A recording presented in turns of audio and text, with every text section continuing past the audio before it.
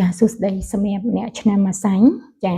អញ្ចឹងសម្រាប់អ្នកឆ្នាំម្សាញ់យើងមកមើលអំពីរិស័យនៅក្នុងខែ2យ៉ាងណាដែរเนาะចាយើងមកមើលថាតើយើងជួបរឿងអីល្អល្អ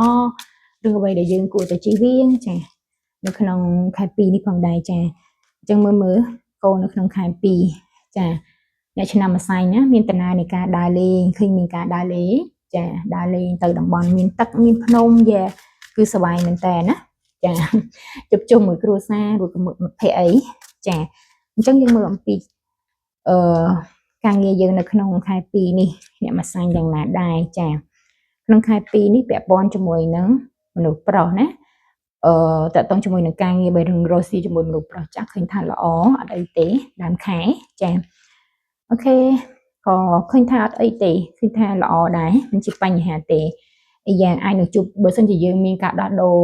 ការងារឃើញថាអាចនឹងទទួលបានរឿងល្អពីការងារក៏រកការរកស៊ីចាឬក៏អាចទទួលបានលៀបអំពីស្នេហានៅកន្លែងការងារអីចឹងណាចាឃើញថាល្អអត់បញ្ហាទេអ្នកម្សាញ់ណាបើចង់រកការងារអីក៏បានអត់អីទេទៅរកចាស់ហើយឃើញថាបង្កើតមុខរបរថ្មីអីអាចបានចាឃើញថាការងារមុខរបរល្អអត់អីទេអញ្ចឹងយើងមើលអំពីរឿងលុយកាក់យើងមើលយ៉ាងណាដែរเนาะចា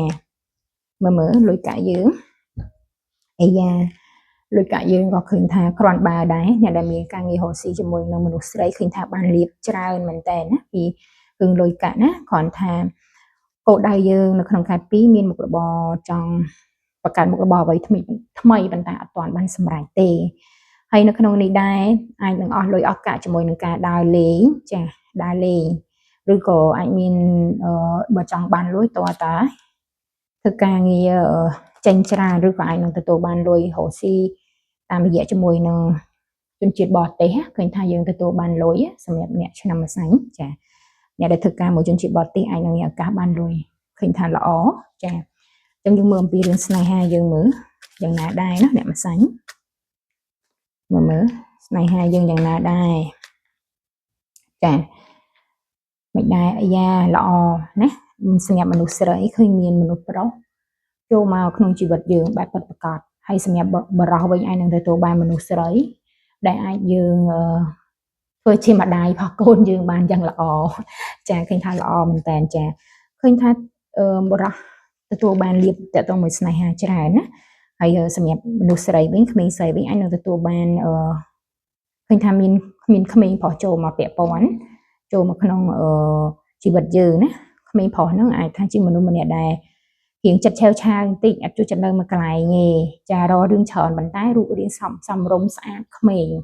ហើយសម្រាប់អ្នកដែលមានដៃគូជីវិតណាឃើញថាចង់បានកូនបានអីឃើញថាមានរឿងល្អចូលមកណាឃើញថាទទួលបានកូនណាកូនប្រុសកូនស្រីល្អមែនតើណាជូនពរឲ្យមានសំណាងល្អជួបគ្នានៅវីដេអូក្រោយទៀតណាអ្នកឆ្នាំម្សាញ់បាយ